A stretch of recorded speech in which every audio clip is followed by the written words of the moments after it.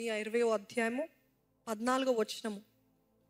నేను పుట్టిన దినము శపించబడును గాక, నా తల్లి నన్ను కనిన దినము శుభదినమని అనబడకుండును గాక. ఎవరు? ఇర్మియా ప్రవక్త చెప్తున్నాడు. అదే రీతిగా బైబిల్ ఇంకో గొప్ప భక్తుడిని చూస్తాం. మొదటి రాజులు, 1 Kings 19:4. మొదటి రాజుల గ్రంథము 19:4 వచనం. తాను ఒక దిన ప్రయాణము అరణ్యములోనికి పోయి ఒక బదరీ వృక్షము క్రింద కూర్చుండి మరణాపేక్ష గలవాడై, యెహోవా, నా పితరుల కంటే నేను ఎక్కువ వాడను కాను, ఇంత మట్టుకు చాలును, నా ప్రాణము తీసుకొనుము అని ప్రార్థన చేసెను. ఎవరది? ఏలియా ప్రవక్త. ఇర్మియా ప్రవక్త, ఏలియా ప్రవక్త అన్న మాటలు చూడండి. ఇంకా ఇంత మట్టుకి చాలు ప్రభువా, ఇంత మట్టుకు. ఎంతమందికి అనిపించిందండి మీ జీవితాల్లో ఇంకెంత మట్టుకి చాలు, ఇంకా నాకు ఏం మాత్రం అవ్వదు, ఇంత మట్టుకు శ్రమలు చాలు, ఇంకా నాకు అవ్వదు, నా ప్రాణం తీసేసుకో ప్రభా, నేను బ్రతికి ఉండటం కూడా వ్యర్థమే ప్రభువా అని ఎంతమందికి అనిపించిందా? ఏలియా, ఇర్మియా ఇటువంటి గొప్ప గొప్ప దైవజనులే, they had no hope, they were discouraged, they were depressed to the maximum.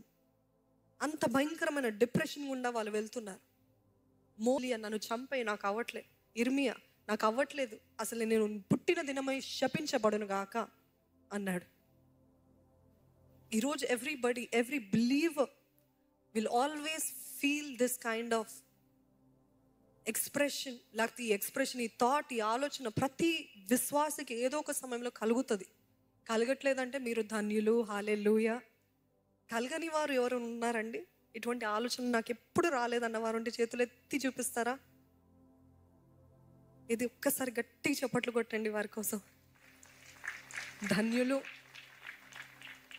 కానీ చాలా మందికి this is a common thing, it's a common thing. ప్రతి విశ్వాసం ఎదుర్కొనేది ఏంటంటే అది ఇట్స్ కాల్డ్ లో స్పిరిట్.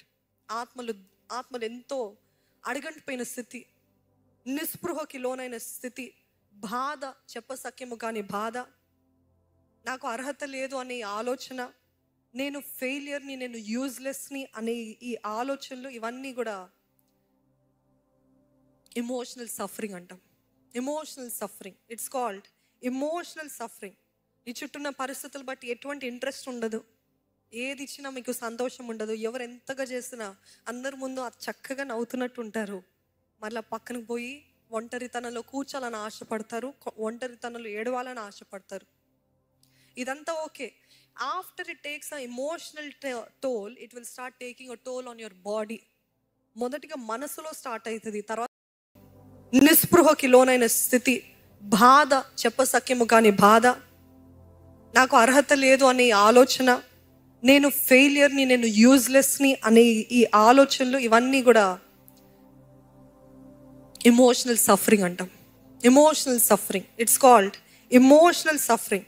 నీ చుట్టూన్న పరిస్థితులు బట్టి ఎటువంటి ఇంట్రెస్ట్ ఉండదు, ఏది ఇచ్చినా మీకు సంతోషం ఉండదు, ఎవరు ఎంతగా చేసినా అందరి ముందు అది చక్కగా నవ్వుతున్నట్టు ఉంటారు. మళ్ళీ పక్కనకు పోయి ఒంటరితనంలో కూర్చోాలని ఆశపడతారు, ఒంటరితనంలో ఏడవాలని ఆశపడతారు. ఇదంతా okay. After it takes a emotional toll, it will start taking a toll on your body. మొదటిగా మనసులో స్టార్ట్ అవుతుంది, తర్వాత మన శరీరం పైన ఇది ఎంతో ప్రభావితం చేస్తుందండి. యోబుని చూసినట్లయితే మొదటిగా ఇక్కడ స్టార్ట్ అయింది ఆయనకి మానసికమైన బాధ, ఎమోషనల్ పెయిన్, మానసిక నొప్పితోటి బాధించబడుతున్నప్పుడు తర్వాత స్టార్ట్ అయింది శారీరక నొప్పులు. ఆయన చుట్టూన్న ప్రతి ఒక్కరు కూడా అప్పటి వరకు ఆయన దగ్గర చేతులు చాచి అడిగేవారు, ఈరోజు ఆయనని చూసి ఉమ్మివేస్తూ ఆయన పక్కన అక్కడ కూర్చున్నట్లయితే ఆ పక్కకి రాకుండా చీచి అనుకుంటూ దూరంగా పోయి ఆయనని హేళన చేసే స్థితి. They were hurting him, they were ignoring him.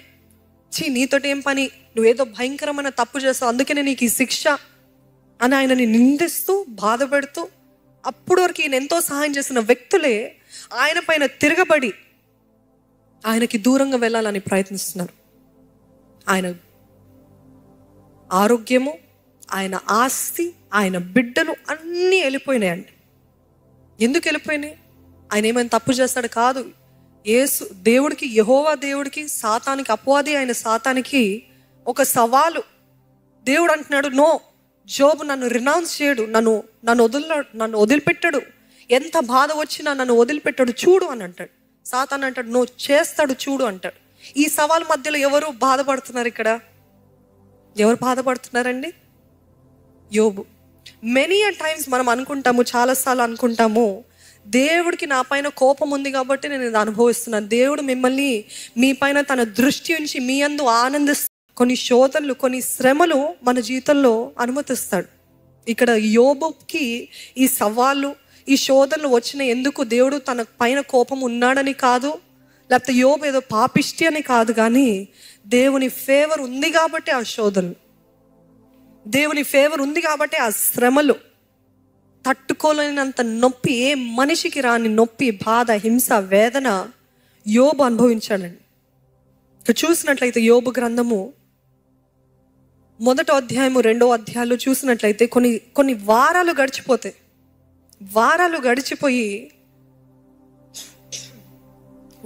గడిచిపోయిన తర్వాత ఆయనకి తెలుస్తుంది. మొదట్లో ఏమో యెహోవా ఇచ్చెను, యెహోవా తీసుకొనెను, యెహోవాకే మహిమ అని చెప్పిన యోబు 2వ అధ్యాయానికి 3వ అధ్యాయానికి వచ్చేసరికి there is a transition in his thoughts. ఆలోచనలో మార్పు. యెహోవా ఎందుకు ఇట్లా చేస్తాడు? నా దేవుడు ఎందుకు ఇట్లా చేస్తాడు? ఇది అన్యాయం కాదా? ఇవన్నీ దేవుని పైన తిరగబట్టం అంటే బాధతోటి దేవుని అనటము ప్రారంభించాడు.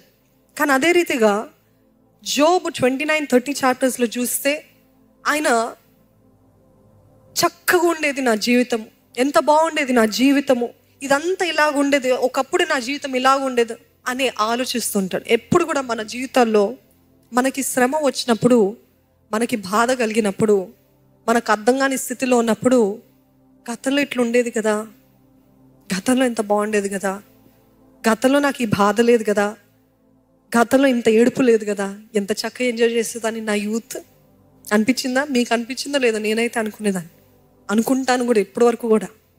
అసలు ఎటువంటి no care in the world.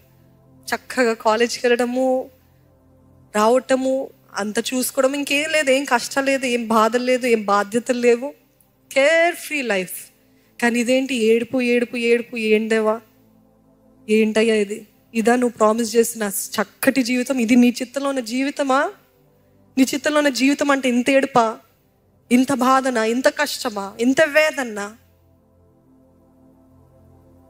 అంతము వరకు సహించువాడికి జీవ కిరీటము. హల్లెలూయా. మనకు